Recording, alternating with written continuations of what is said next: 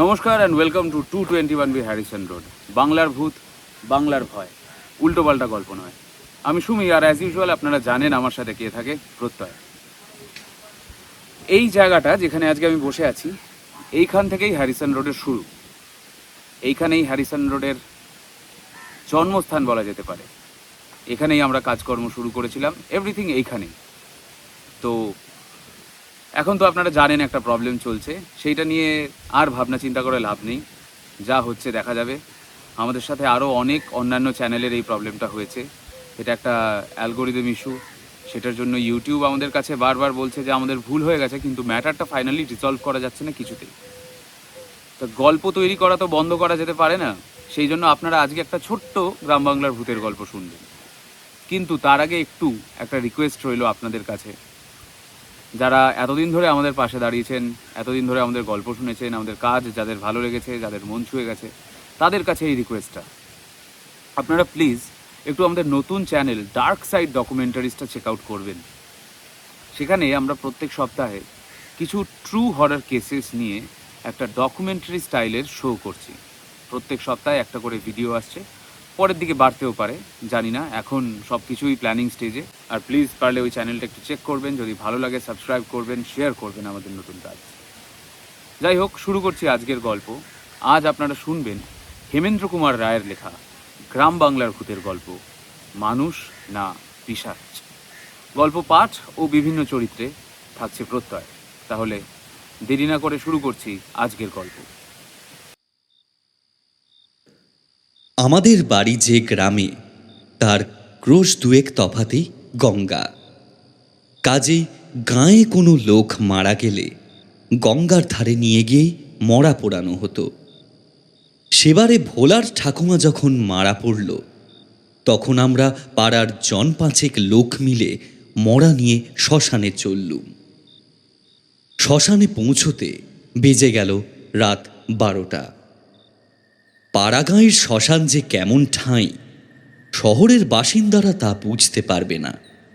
এখানে গ্যাসের আলো নেই, লোকজন গোলমালও নেই। অনেক গাঁয়েই শ্মশানে কোনো ঘরও থাকে না। খোলা নির্জন জায়গা, চারিদিকে বন জঙ্গল। প্রতি পদেই হয়তো মরার মাথা আর হাড় মারিয়ে চলতে হয়। রাতে সেখানে গেলে খুব সাহসীরও বুক রীতিমতো দমে যায়।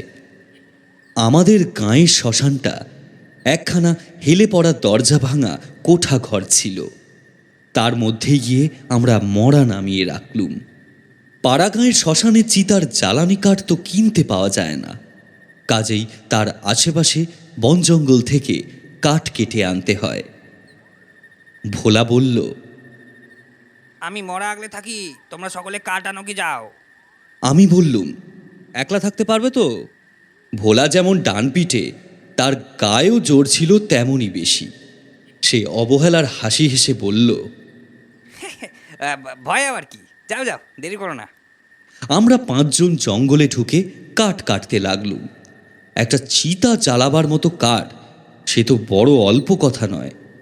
কাঠ কাটতেই কেটে গেল প্রায় 2.5 ঘন্টা। বুঝলুম আজ ঘুমের দফাই ইতি, মরা পোড়াতেই ডেকে উঠবে ভোরের পাখি। সকলে জঙ্গল থেকে বেরিয়ে শ্মশানের দিকে যাচ্ছি। এমন সময় আমাদের একজন বলে উঠল, ওই দেখো দেখো, শ্মশানের ঘরের মধ্যে কিরকম আগুন জ্বলছে। তাই তো, ঘরের ভিতরে সত্যি দাউ দাউ করে আগুন জ্বলছে যে। অত্যন্ত আশ্চর্য হয়ে আমরা তড়িঘড়ি এগিয়ে চললুম। ঘরের কাজ বরাবর আসতেই লণ্ঠনের আলোতে দেখলুম মাটির উপরে কে একজন উপুর হয়ে পড়ে আছে। লোকটাকে উল্টে ধরে লণ্ঠনটা তার মুখের কাছে নামিয়ে দেখলুম সে আর কেউ নয়, আমাদেরই ভোলা। তার মুখ দিয়ে গ্যাজলা উঠছে, সে একেবারে অজ্ঞান হয়ে গেছে। ভোলা এখানে অজ্ঞান হয়ে পড়ে আছে, আর ওখানে ঘরের ভিতরে আগুন জ্বলছে। এ কেমন ব্যাপার? সকলে হতভম্ব হয়ে ঘরের দিকটায় ছুটে গেলুম। কাছে গিয়ে দেখি ঘরের দরজার কাছটায় কে তাল তাল মাটি এনে ঢিবির মতো উঁচু করে তুলেছে। আরও খানিকটা উঁচু হলেই দরজার পথ একেবারেই বন্ধ হয়ে যেত। এসব কি কাণ্ড কিছুই বুঝতে না পেরে আমরা ঘরের ভিতরে উঁকি মেরে দেখলুম এক কোণে একরাশ কাঠ দাউ দাউ করে জ্বলছে, একটা কাঁচা মাংস পোড়ার বিশ্রী গন্ধ উঠছে, আর কোথাও মরার কোনো চিহ্নই নেই। ভয়, বিস্ময় আর দুশ্চিন্তায় আচ্ছন্ন হয়ে আমরা আবার ভোলার কাছে ফিরে এলুম। তার মুখে ও মাথায় অনেকক্ষণ ধরে ঠান্ডা জলের ঝাপটা দেওয়ার পর আস্তে আস্তে সে চোখ চাইলে, তারপর উঠে বসে যা বললে তা হচ্ছে এই। তোমরা তো কাট কাটতে চলে গেলে, আমি মরা আগলে বসে রইলুম। খানিকক্ষণ এমনি চুপচাপ বসে থাকতে থাকতে আমার কেমন তন্দ্রা এলো, চোখ বুজে ডুলছি। হঠাৎ থপ করে কি একটা শব্দ হলো। চমকে জেগে উঠে চারদিক চেয়ে দেখলুম, কিন্তু কেউ কোথাও নেই। আমারই মনের ভ্রম ভেবে খাটের পায়েতে মাথা রেখে আবার আমি ঘুমানোর চেষ্টা করলুম। খানিকক্ষণ পরে আবার সেই থপ করে শব্দ। এবার আমার সন্দেহ হলো হয়তো মরার লোভে বাইরে শেয়াল টেয়াল কিছু এসেছে। এই ভেবে আর চোখ খুললুম না। এমনিভাবে আরও খানিকটা সময় কেটে গেল। ওদিকে সেই ব্যাপারটা সমানেই চলছে। মাঝে মাঝে সব স্তব্ধ, আর মাঝে মাঝে থপ করে শব্দ। শেষটা জ্বালাতন হয়ে আমি আবার চোখ চাইতে বাধ্য হলুম। কিন্তু এ কি, ঘরের দরজার সামনেটা যে মাটিতে প্রায় ভর্তি হয়ে উঠেছে, আর একটু পরেই আমার বাইরে যাওয়ার পথও একেবারে বন্ধ হয়ে যাবে। কে কাজ করলে? এ তো এসে কথা নয়। আমার ঘুমের ঘর চট করে কেটে গেল। সেই কাঁচা মাটির পাঁচিল টপকে তখনই আমি বাইরে বেরিয়ে পড়লুম। চাঁদের আলোয় চারদিক ধপধপ করছে। ঘর আর গঙ্গার মাঝখানে চড়া। এদিক ওদিক চাইতেই দেখলুম খানিক তফাতে একটা ঝাঁকড়া চুলওয়ালা লোক এক মনে দুই হাতে ভিজে মাটি খুঁড়ছে। বুঝলুম তারই এই কাজ, কিন্তু এতে তার লাভ কি? লোকটা পাগল নয় তো? ভাবছি, এদিকে এসে আবার একতাল মাটি নিয়ে ঘরের দিকে অগ্রসর হলো। মস্ত লম্বা চেহারা, মস্ত লম্বা চুল আর দাড়ি, একরকম উলঙ্গ বললেই হয়। পরনে তার এক টুকরো কৌপিন। সে মাথা নিচু করে আসছিল, তাই আমাকে দেখতে পেলে না। কিন্তু সে কাছে আসা মাত্র আমি তার সামনে গিয়ে দাঁড়ালুম। সে তখন মুখ তুলে আমার দিকে চাইলে। ও কি ভয়ানক তার চোখ! ঠিক যেন দুখানা বড় বড় কয়লা দপদপ করে জ্বলছে। এমন জ্বলন্ত চোখ আমি জীবনে কখনো দেখিনি। ভয় ভয় জিজ্ঞাসা করলুম, কে কে কে কে তুমি? উত্তরে মাথার ঝাঁকড়া চুলগুলো ঝাঁকুনি দিয়ে নেড়ে সে এমন এক ভুতুড়ে চিৎকার করে উঠল যে আমার বুকে রক্ত যেন বরফ হয়ে গেল।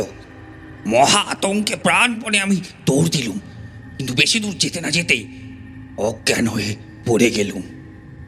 তারপর আর কিছু আমার মনে নেই। ভোলার কথা শুনে বুঝলুম সে লোকটা পিশাচ ছাড়া আর কিছু নয়। দুষ্ট প্রেতাত্মারা সুবিধা পেলেই মানুষের মৃতদেহের ভিতরে ঢুকে তাকে জ্যান্ত করে তোলে। মরা মানুষ এইভাবে জ্যান্ত হলেই তাকে পিশাচ বলে। এই রকম কোনো পিশাচি ভোলার ঠাকুমার দেহকে আগুন জেলে আধপোড়া করে রেখে গেছে। ভোলাকেও নিশ্চয়ই সে ফলার করবার ফিকিরে ছিল। কেবল আমরা ঠিক সময় এসে পড়াতেই এ যাত্রা ভোলা কোনো রকমে বেঁচে গেল। সেবারে আমাদের মরা পোড়াতে হলো না।